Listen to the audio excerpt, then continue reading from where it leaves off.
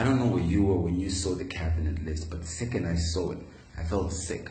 I felt as if the president had literally just betrayed all the faith and trust we had put in him. To look at the Minister of Youth, who is almost 70 years old, I thought to myself, it's like taking Robert Mugabe and saying Robert Mugabe is now essentially the Minister of Youth.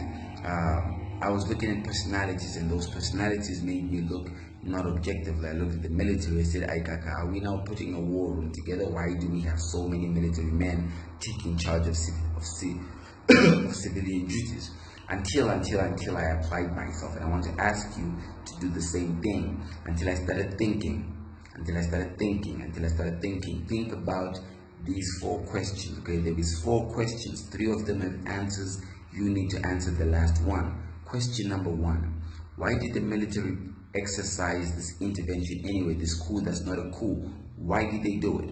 Do you think they did it for you, or do you think they did it for themselves?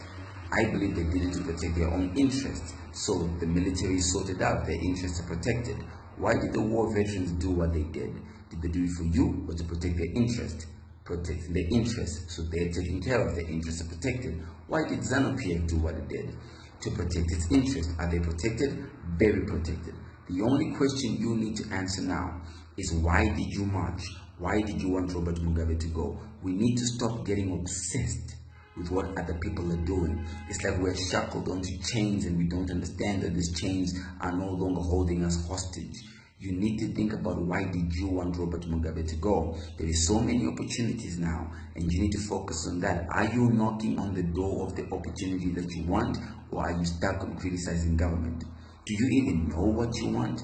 Or you are so happy to find a phone, find a gadget, start tweeting, start complaining? Now is not the time to be complaining. It's the time to be answering one question, and one question alone.